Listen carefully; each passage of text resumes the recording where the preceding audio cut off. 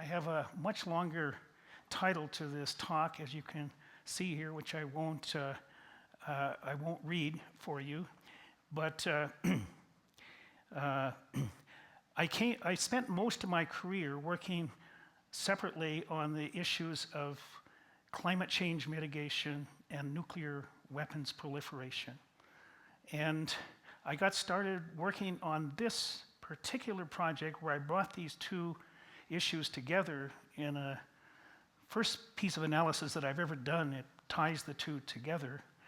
And I started this analysis on the 7th of March of this year, because on that day, Kim Jong-un had announced that he was willing to negotiate a denuclearization of the Korean Peninsula, and that he was very interested in shifting, he said at that time, his attention from nuclear weapons buildup to growing his economy. And I had, after I retired from Princeton at the end of 2016, I'd started several projects and working on some technologies, and immediately on that day, I saw that I had a possible way to go forward with this denuclearization strategy by building on the energy technologies that I was working on at the time. So, we'll see if this thing works. So the basic idea that I have proposed here is essentially to make Kim Jong-un a grand bargain. And the grand bargain is aimed at not denuclearizing the Korean Peninsula, but facilitating denuclearization of the Korean Peninsula by making North Korea would agree to a complete, verifiable, and irreversible dismantlement of its nuclear weapons and missile capabilities in exchange for a U.S. guarantee of its security, a cessation of economic sanctions, and the key idea here, which is where the grand bargain comes in, an agreement to make North Korea a strategic hub on a supergrid that would link the electric grids of all the countries of Northeast Asia. And as a strategic hub on this electricity grid, North Korea would have access to cost-competitive electricity supplies that would be needed to both to bring its citizens out of energy poverty and also to grow its economy substantially by developing its vast mineral resources, including rare earths, which are likely to be worth trillions of dollars.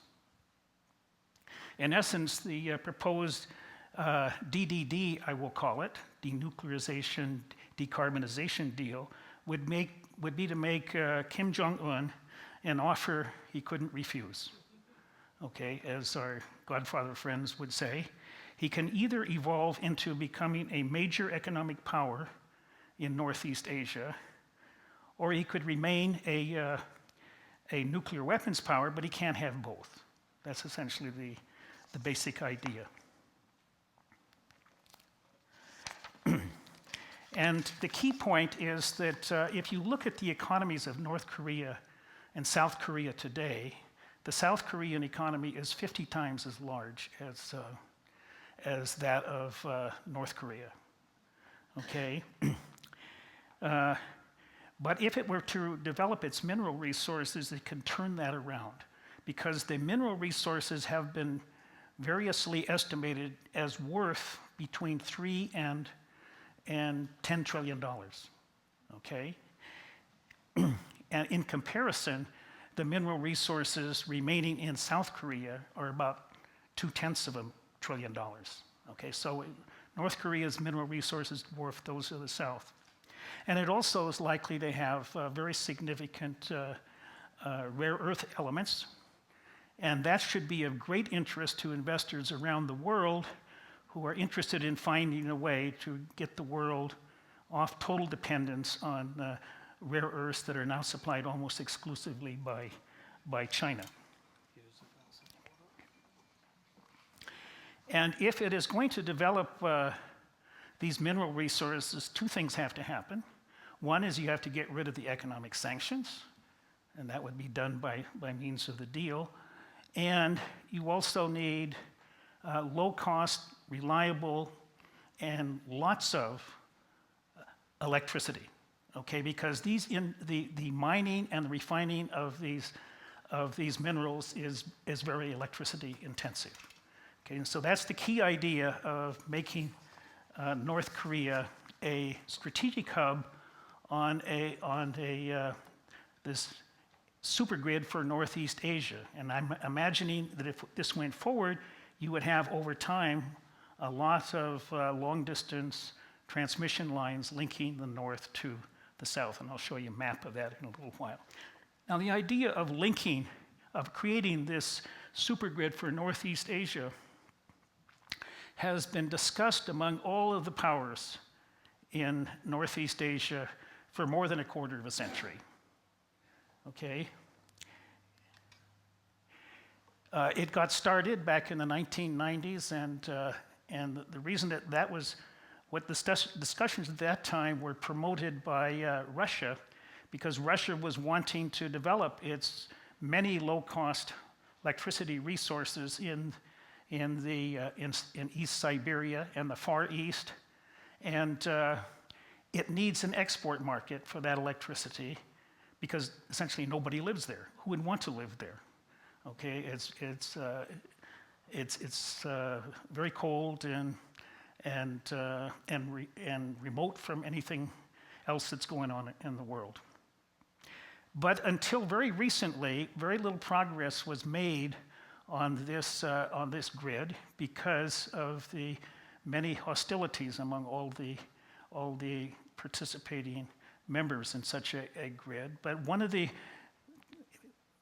at the time of the Fukushima accident in 2011, this started to turn around, and Japan started looking at this seriously because they were not confident that they could bring back all of their nuclear capacity after the accident because of public opposition, and they were looking for new electricity sources. And then when President Moon became president of South Korea, he became very interested in this supergrid idea because he wanted to promote renewable electricity and LNG, combined cycle electricity, and to de-emphasize coal power and nuclear power, which dominate electricity generation in South Korea. And the problem is that South Korea has very poor on-land wind resources, and it's cloudy much of the time in South Korea. So if it's going to have a lot of electricity that is renewable electricity, it's going to have to import it from somewhere. And we'll talk about that. And then finally, these four corporate leaders that are shown here signed a memorandum of agreement, and they are corporate leaders involving Japan, China, South Korea, and Russia. And they agreed to work toward linking their grids. And they signed a memorandum of understanding to that effect in 2016. And then in 2017, at the end of 2017, China and South Korea actually agreed to go forward with this. Okay, and so they're in the process of planning the way that they're going to link the grids of South Korea and China. And this is a map of one version of the supergrid. So this is Japan down here, this is Russia over here, this is Mongolia here, this is the Korean Peninsula. And you can see that there are two linkages from South Korea to points north, and one is through North Korea, and another one is under the Yellow Sea, okay? And so what China and South Korea are talking about is not the one that goes through North Korea at the present time, but they're rather talking about this one here that extends a high voltage DC transmission cable under the Yellow Sea. And of course, undersea cables are a lot more expensive than overhead cables. Okay, so one of the reasons for doing this is to alleviate electricity poverty in North Korea, and I'm sure you've all seen this nighttime satellite photo that illustrates this electricity poverty, but I also want to call your attention to the numbers here, which are really pretty surprising. I know of no other developing or undeveloped country where electricity generation has gone down over time. But between 1990 and 2015, electricity generation in North Korea dropped by half. Okay, and in this period, per capita electricity consumption fell to a level in 1990 that was half of that of South Korea, to one that today is 4% of South Korea. So it's quite a remarkable situation. So they really are in electricity poverty, and they need electricity like no other country on Earth, especially if they want to develop these vast mineral resources. Now, this map here is a map showing the global horizontal irradiation around the world, and it's not very clear, but I want to let you just know, see here that the insolation is relatively low for South Korea and Japan, but it is much higher over here, which is the Gobi Desert. I'll come back and talk about that again later. So that's one of the reasons why I want to think about bringing in renewable electricity, especially solar energy from the Gobi Desert. And in fact, Mongolia is seeking to export by wire both photovoltaic electricity and wind power, especially from the Gobi Desert in the south and east parts of the country, and also extending into China. That has extremely low population density, and you can build very densely packed farms there. And the Gobi Desert has a lot of sunshine. It doesn't have the cloudiness that is beleaguering to South Korea and Japan. And if you were to take just 1/6 of the estimates of both wind power and photovoltaic electricity that NREL estimates can be provided mainly in the Gobi Desert region, you would be enough to displace all fossil fuel electricity in both Japan and South Korea. Okay, so this is quite significant, and it's also very significant that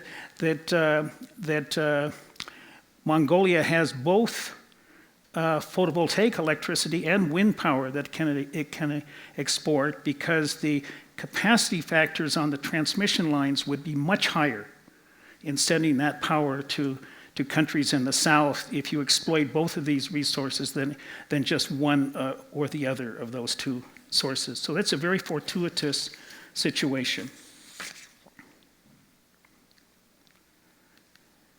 So this is next I want to turn to Russia, and this is a map of Russia showing all of the different republics and oblasts and CRES and autonomous regions, which is the way they divide up their country politically. And I want to call your attention to 3 circles in here that you really can't see very well on this map. This is in the Far East. This is where the really good, easily accessible wind resources are in Russia. Very high quality wind resources. And this is a region where there's a lot of hydroelectric resources. And I have a third thing I'll come back to and talk about later, and that's called APG in this little circle up here. And this is in the Sakha Republic, or Yakutia as it's called, which is the biggest Russian republic in eastern Siberia. It's about 40% of the land area of the United States.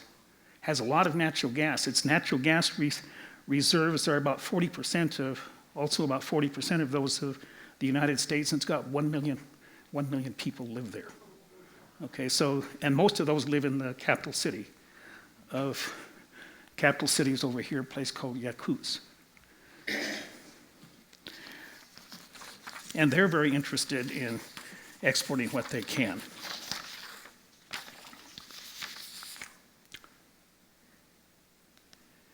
So this next is a map of wind resources, and indeed it does show that in this region that I indicated over here, very high quality wind resources in Russia.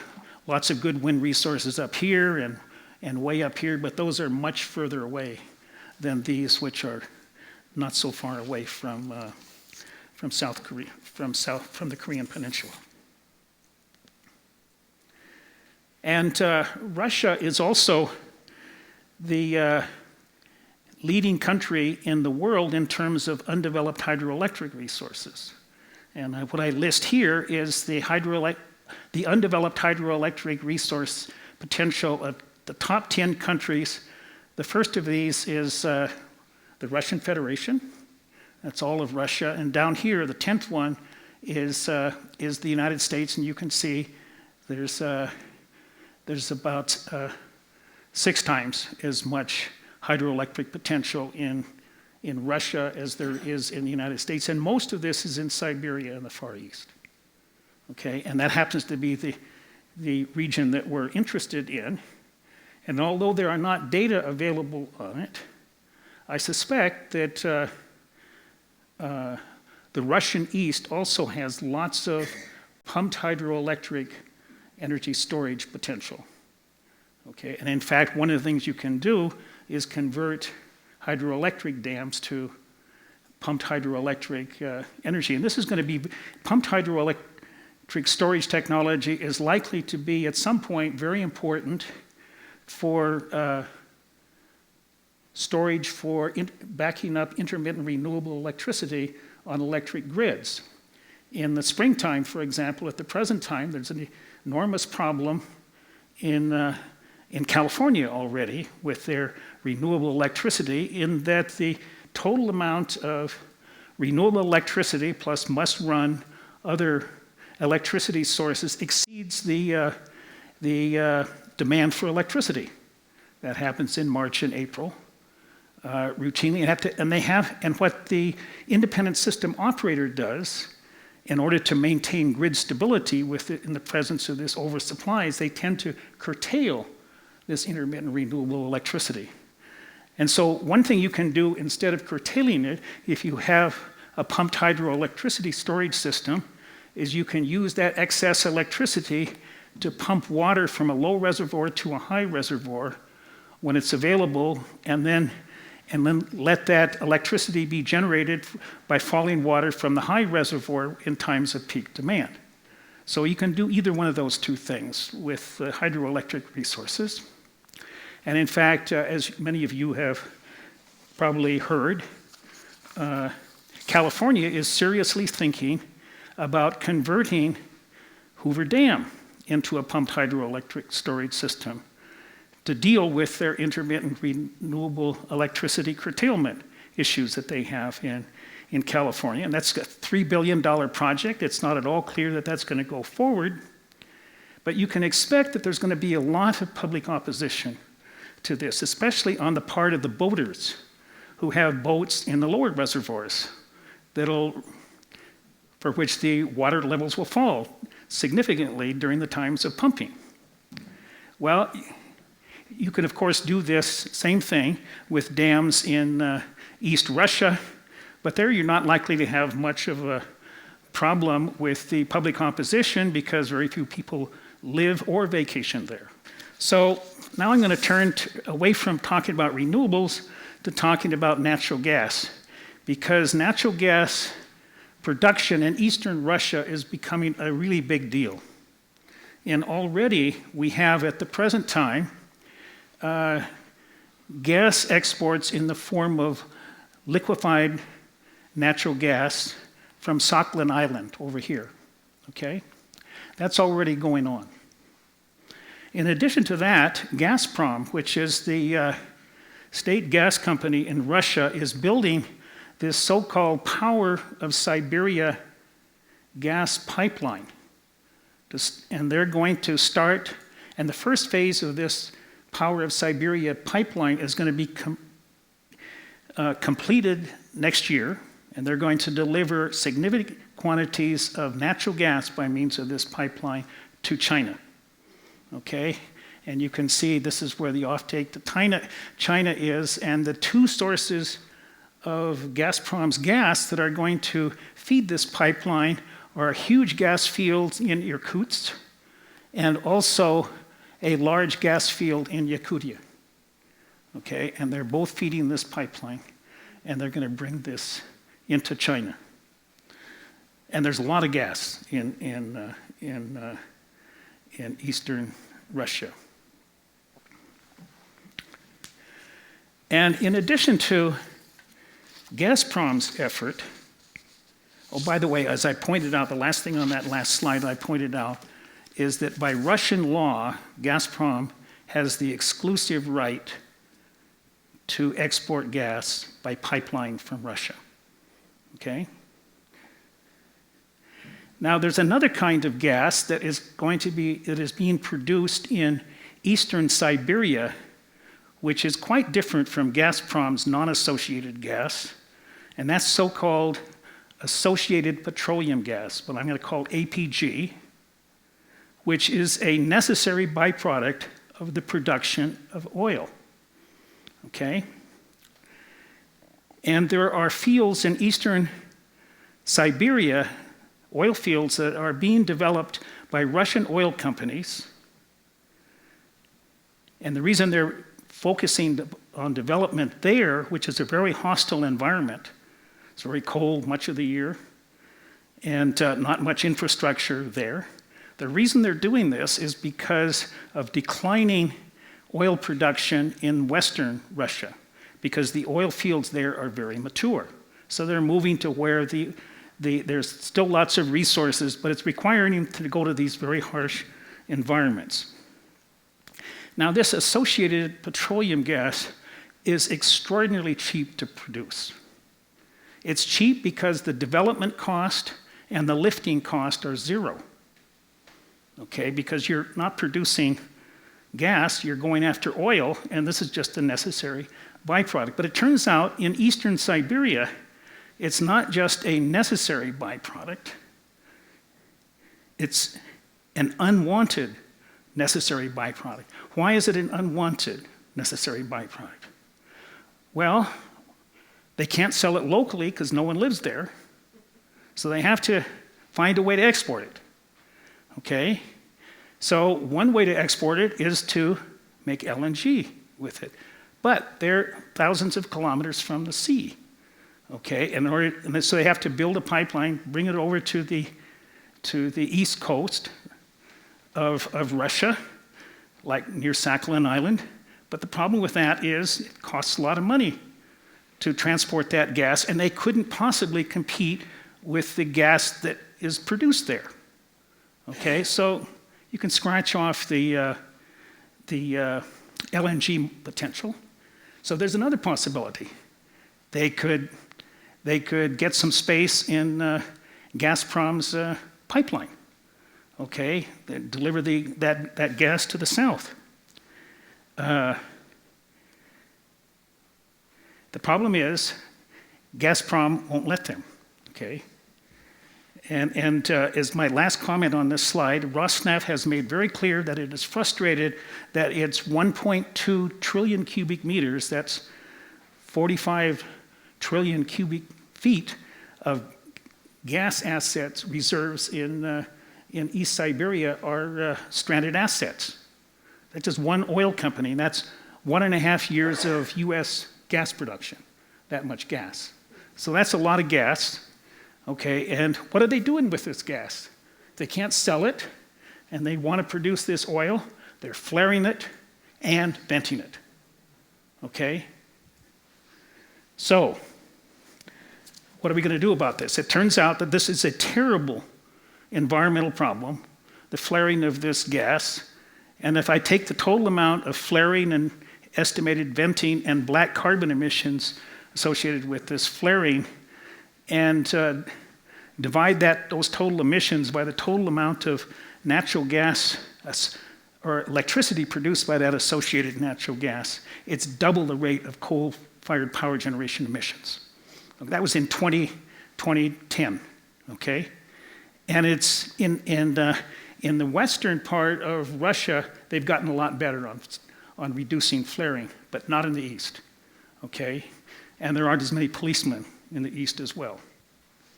So how about considering a third possibility for getting that gas out, and that is gas by wire. So initially, I thought about this as not decarbonized natural gas by wire, but just gas by wire. But I discovered that the economics were so attractive that it makes a great deal of sense to go right to decarbonized gas by wire. Okay, and that's because these are essentially stranded assets. Okay, and so the lifting cost is zero, the development cost is zero, the only cost of producing this gas, the long run marginal cost, is the cost of separating out impurities in the gas so that you can put it into a final end use, okay, like making electricity out of it. And that's very cheap. And my estimate of that is that the price of that gas is likely to be half the average wholesale price of gas in Russia for all gas, okay? And to put that into perspective, the average gas price in the United States for power generators is 5 times as much, okay? And even the coal in the United States is more than 3 times as much. So this is really cheap stuff from the US perspective and from Russia's perspective, but even more so from the perspective of South Korea.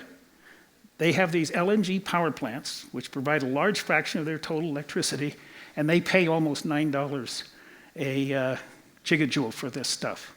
So it is way more expensive than what I'm going to show you a little bit later is that the economics of this are so good that even in the absence of a price on carbon emissions, that this gas, associated petroleum gas, in these decarbonized gas by wire systems would be able to compete in providing electricity to South Korea with new LNG combined cycle power plants and with nuclear plants, okay?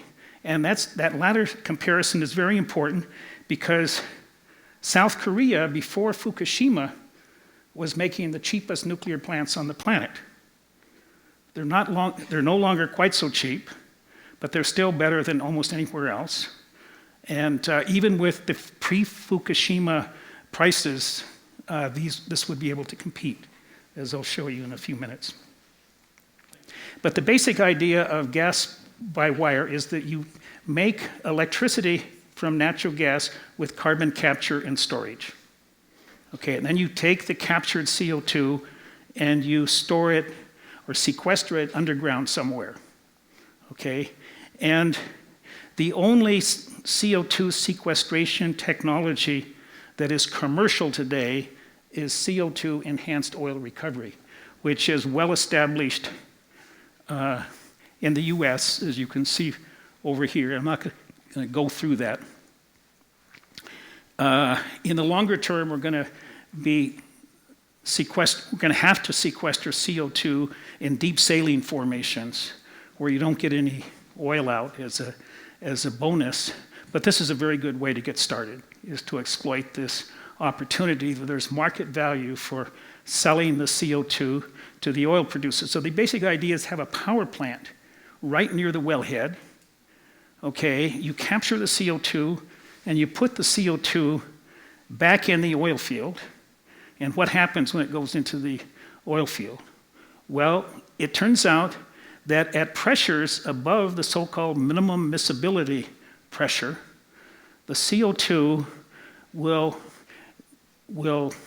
mingle with the oil and form a single phase of a fluid that is much less viscous than the original oil, and the oil will more readily flow to the wellbore.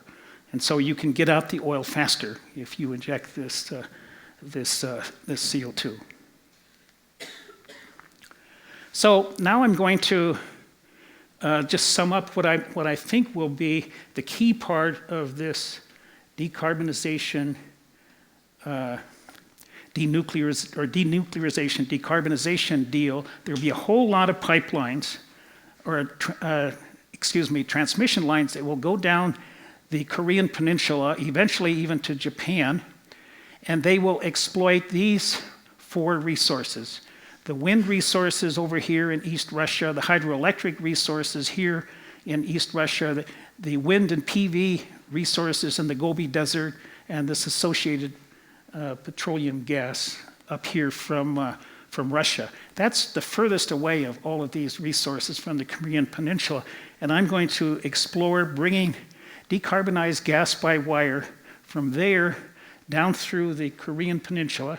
And the first project I proposed would be 7 gigawatts. That's like 7 large nuclear power plants, okay? Because each nuclear power plant is one gigawatt.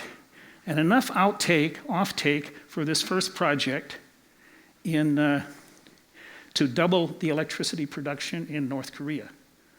And that's about 1.6 gigawatts of power would be offtake in North Korea. It would double their electricity production relative to what it is today, okay? And this would not be possible until about 2026 at the earliest, and I'll tell you why in a few minutes, because there's things you have to do in advance. And that's about the earliest that I can think of bringing this first unit online.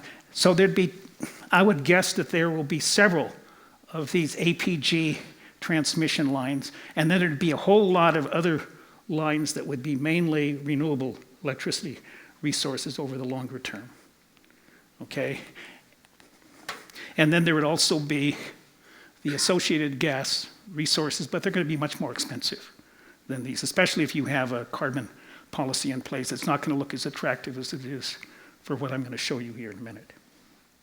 Oh, I'm going to assume for the very first project, and I'll come back and comment on this, and that is that South Korea, for the very first transmission line, as an inducement to get North Korea to play ball on this, is they would pay for 100% of the transmission line, including the offtake in North Korea.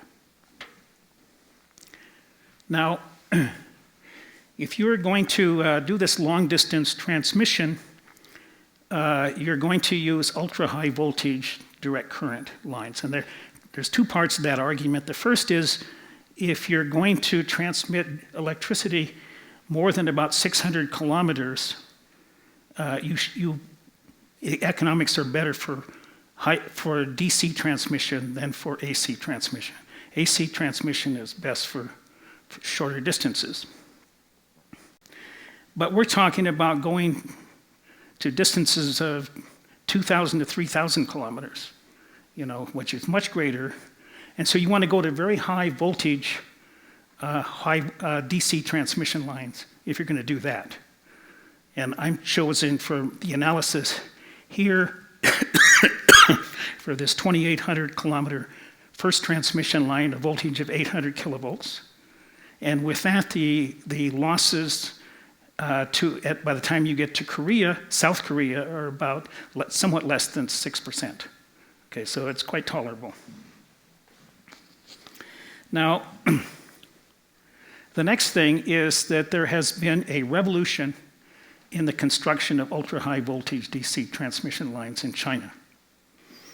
And they're almost all aimed at bringing electricity from remote areas that have very low populations into the high electricity demand, highly populated region of Southeast China, okay?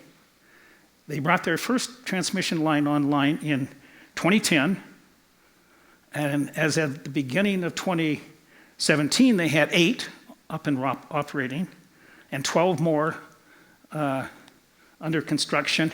And this one here that I've indicated by these 2 circles is an 1100 kilovolt line. It's not operating yet, and it goes 3,400 kilometers. Okay, so it's much larger than the distance that we're talking on from here. So China has not only built transmission lines in China, but also elsewhere.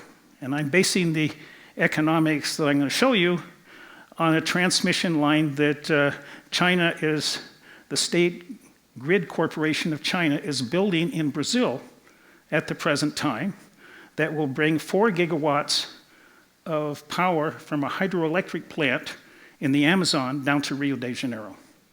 Okay, and the cost of that, which is in the public record, is less than half of the cost of what it would be if a US firm were to build that transmission line. And I've assumed those specific costs here. They've had so much experience that if there's going to be a competitive bidding on these transmission lines as part of this DDD, China is very likely to win the bids.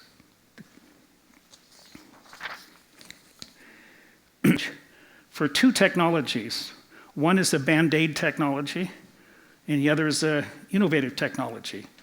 And there's a lot of words on this slide, and I'm not going to go over them. And if anybody wants to see my slides afterward, any of the techno nerds in the crowd who want to see all the details, I'll be happy to share my slides with you and you can study them. But I just want to tell you a couple of things about these slides. And first of all, carbon capture and storage on a natural gas combined cycle is like putting the Band-Aid on the Cherokee on the natural gas combined cycle at the Cherokee generating station right outside of Denver. Okay, that's this technology here. And a key feature of this technology is that after you burn natural gas and you look at the flue gases that go up the stack here, it's about 4% natural gas, or 4% CO2. Here's the mixture of the combustion products. Okay, where did I? Oh, down here, here we are. Right, it's about 4% CO2. But you can see there's a lot of nitrogen in there and a lot of oxygen in there too. Okay, and that makes the cost of extracting that CO2 very high. Okay, because it's only 4% of CO2 in the flue gases. And this is that same technology with a scrubber on the end of it. But the scrubber is not scrubbing out SO2, it's scrubbing out CO2. And the way it does that is the flue gases come out the stack just as before, and they go through this column with a chemical in it, and it's an amine chemical that loves CO2, and so it binds chemically with the CO2. Okay, and so you can extract about 90% of the carbon in the feedstock with this technology.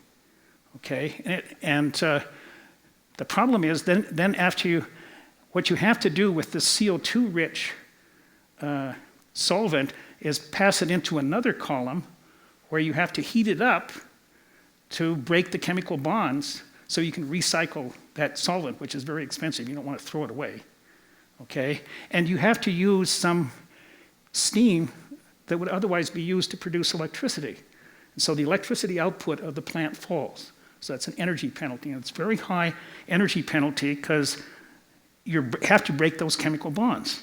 Okay, so this is something we think we can do, and I'll show you why I'm almost 99% confident we can do it.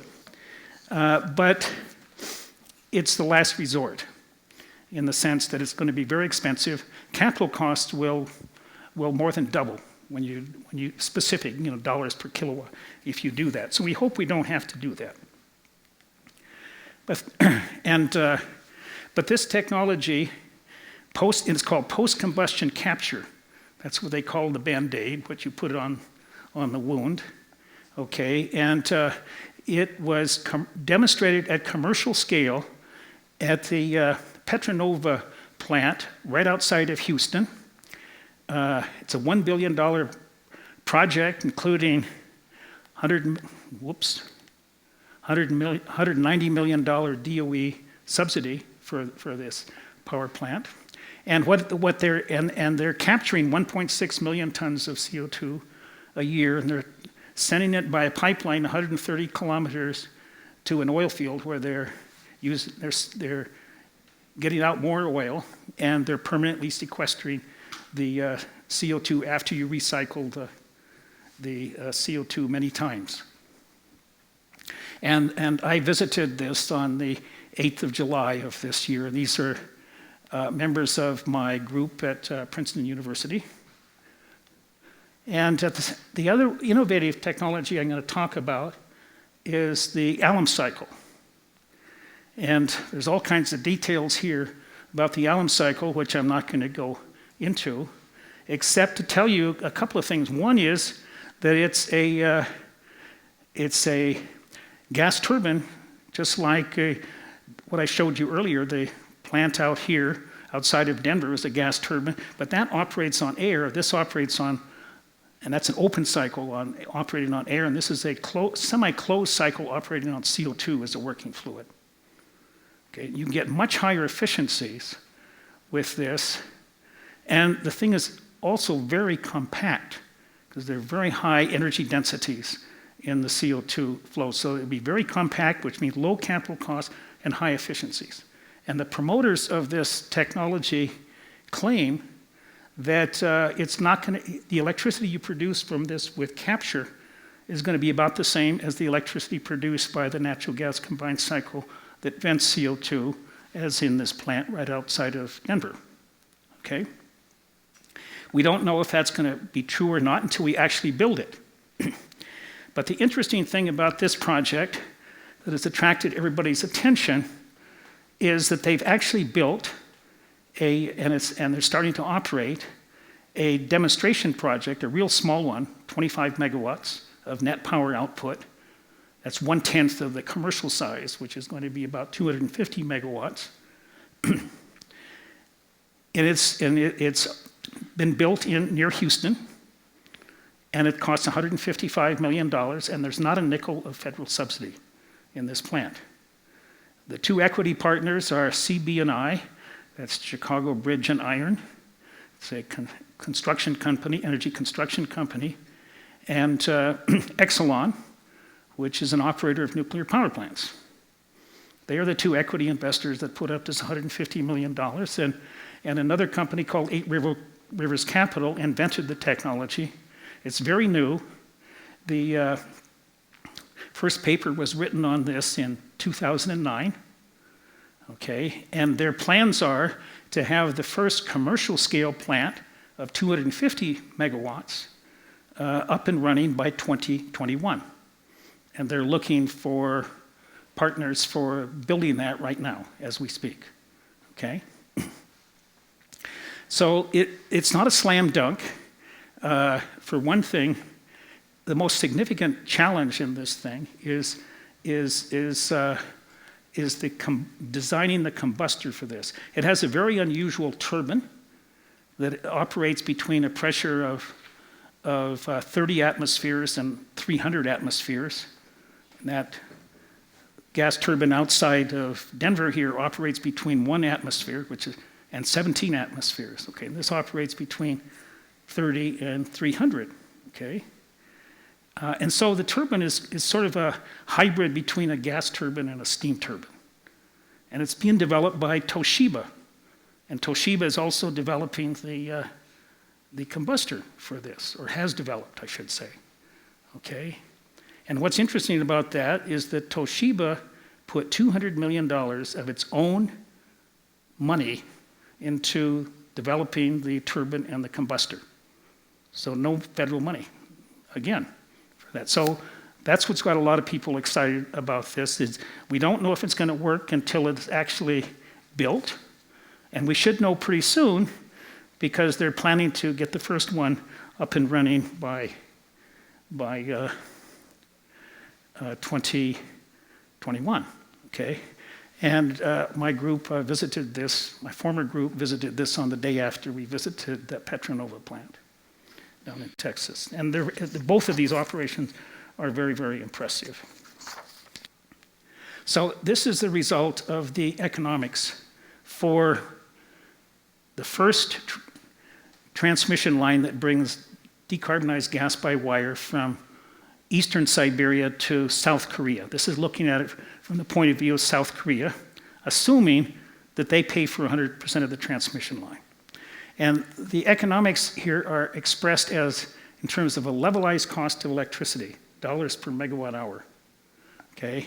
And this is what it costs for a new LNG combined cycle plant in South Korea. That's the same as the plant outside of Denver, except it's running on LNG instead of other conventional natural gas. This is the cost for a nuclear plant. And these are three estimates of the cost for this Alum Cycle. These are the low estimate of the capital cost by the promoters of the technology, developers of the technology, high capital cost by them, and this is an independent cost by the International Energy Agency. They did their own assessment. They don't have all the information that Net Power has, because there's a lot of proprietary information that goes into this. But that's their estimate, which is higher than these. And this is the natural gas combined cycle. Okay, and that's, in other words, this is the plant out of Denver with a Band-Aid on it. And these are about the same costs here. But the reason I put these numbers at the top is because all of these plants here have negative contributions from the sale of the CO2 for enhanced oil recovery. And so these are the net costs. And you can see that even these plants over here, which are real turkeys, they will still compete with a nuclear plant. And this is the old numbers on nuclear power costs at $2,000 a kilowatt, not the new ones after Fukushima. So this looks very interesting. And this gray bar here is, by the way, is the cost of the transmission. Okay? That's right at the top here.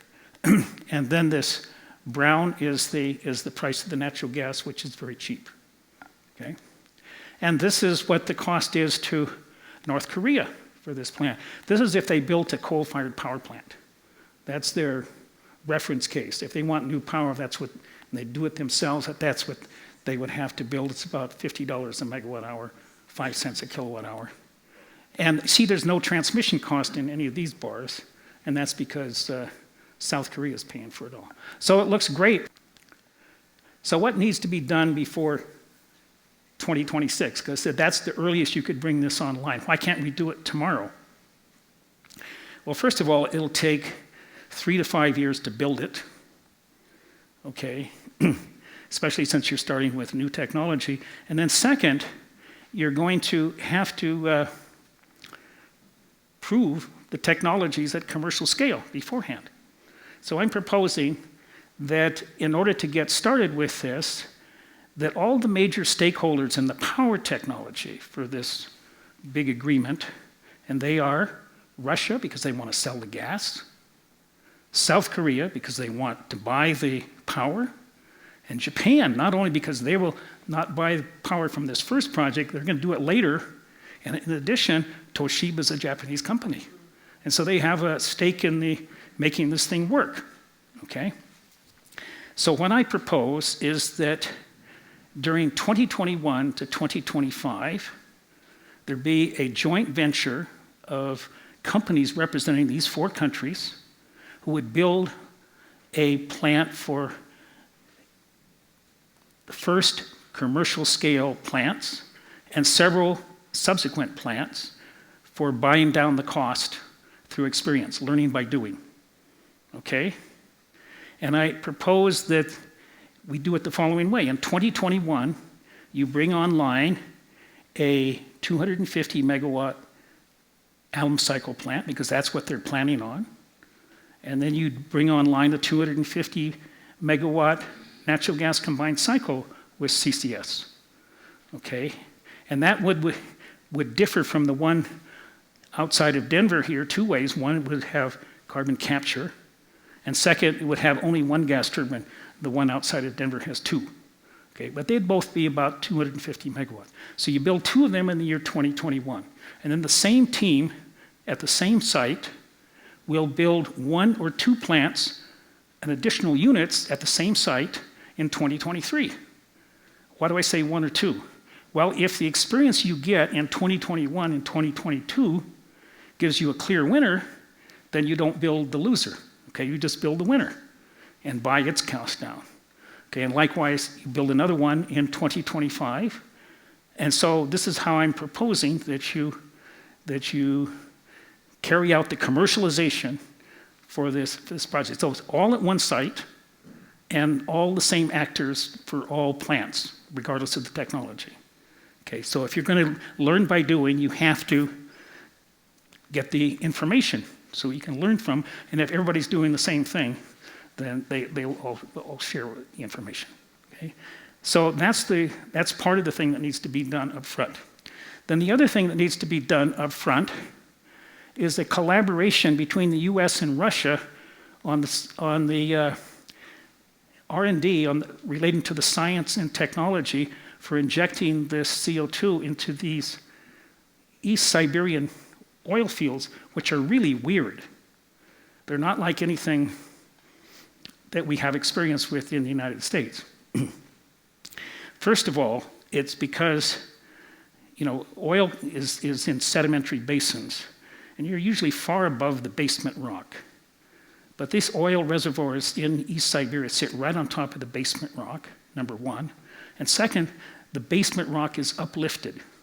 So these are really pretty shallow oil fields. It's like the oil is at a depth of 3,000 to 5,000 feet, something like that, which is pretty shallow. Okay? Turns out it's perfect for this CO2 EOR because the pressures are above this minimum miscibility pressure, so that works in theory. And it turns out the geology is very similar to the geology of an oil field off the coast of Vietnam called the White Tiger Field that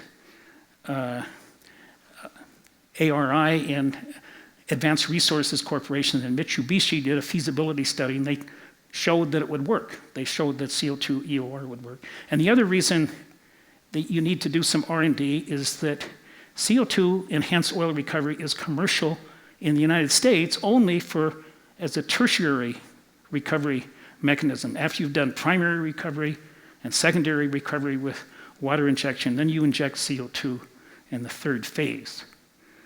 And these are very young fields, or very early stage of development, these fields, and so it's primary production.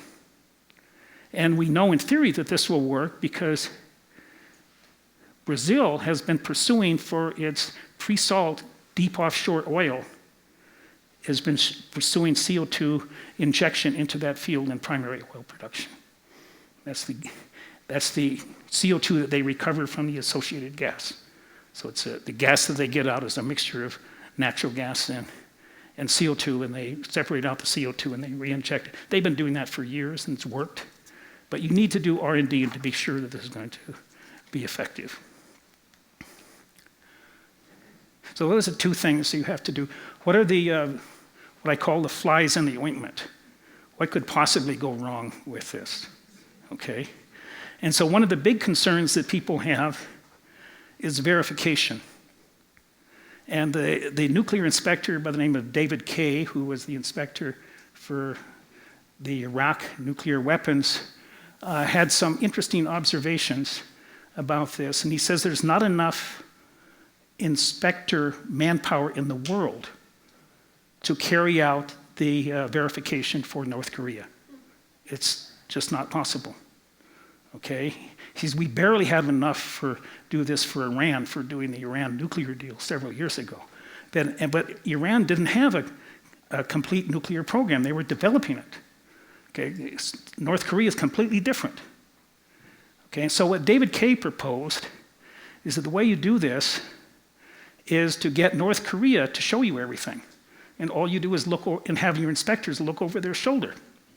Okay? So he proposed that that be done. But of course, North Korea won't be willing to do that unless you're making North Korea, Kim Jong-un, an offer he can't refuse. And of course, that's the whole idea behind the proposal.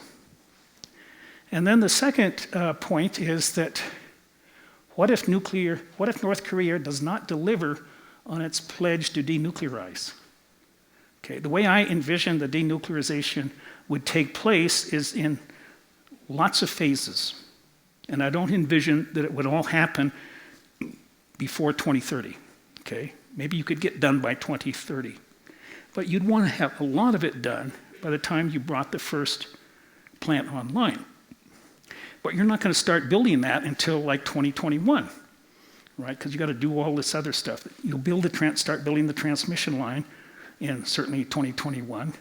And if by 2021 you decide that North Korea is not playing ball correctly, then what you do is you build a transmission line anyway, but instead of going through North Korea, you go under the LOC, okay? Because it still makes economic sense from the point of view of South Korea and eventually Japan to do this, and either Kim Jong-un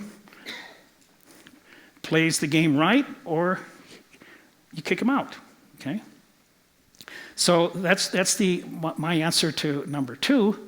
And what about the risks of being dependent on North Korea and other countries for the security of the nation's electricity grid? I think this is going to be a problem primarily in the early years, if it's going to be a problem at all.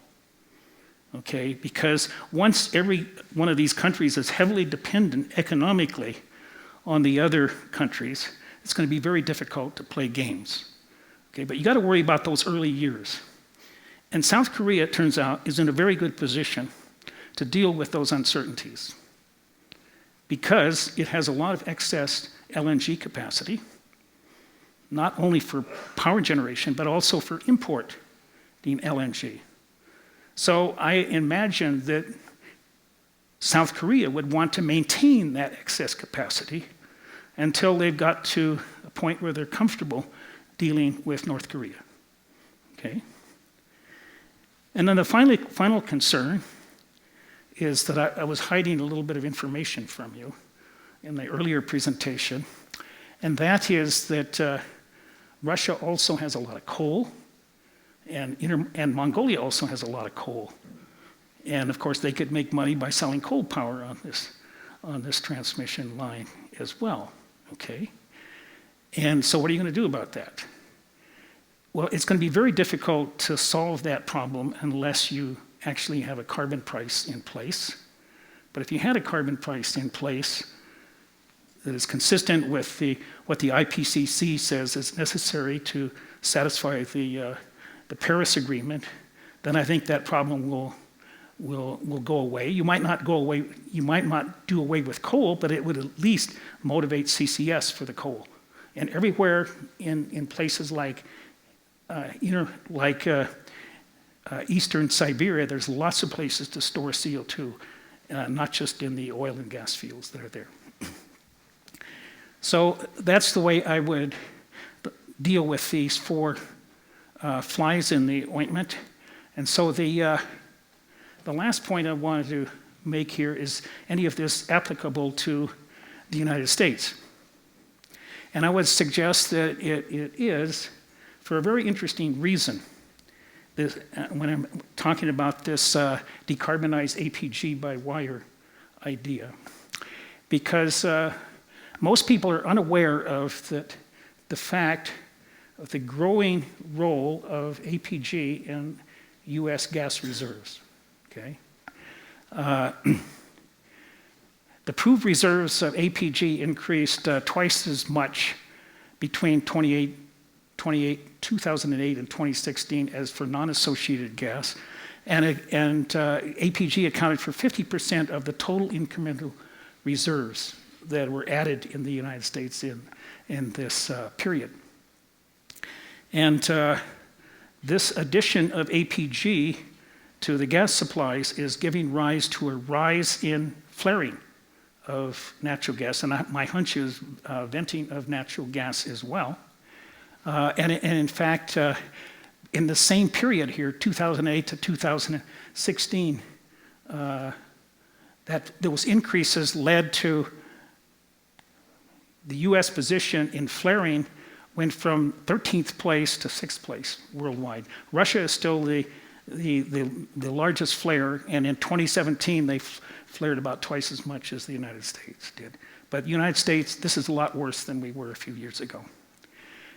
And then I call your attention to an op-ed in the Denver Post by Jim Hansen just a couple of days ago, and he encouraged opposition to Proposition 112 on the basis of climate change concerns, okay? And so I would like to point out here that if we were to build near wellheads APG with CCS plants, they would be able to address part of the problem that Hansen is concerned about, and that is the emissions associated with the APG. Okay, not with the oil, but with the APG, and that means not just the emissions from the power plant, but you would essentially get rid of that flaring if you have a way to use that. And the interesting thing is that if my proposed DDD goes forward, as I've outlined it here, then the U.S. would get these other countries to subsidize buying down the cost of these of this technology and this demonstration commercialization plant that would be built in Texas. And in the paper, one of the things that I point out is that the U.S. could argue that we've already, with laws that were passed this year by the U.S. Congress, paid our share of the cost of technology cost buy down, and that was with the passage of the so-called 45Q tax credits that give tax credits for both CO2 UR at a rate of $35 a ton, or $50 a ton if you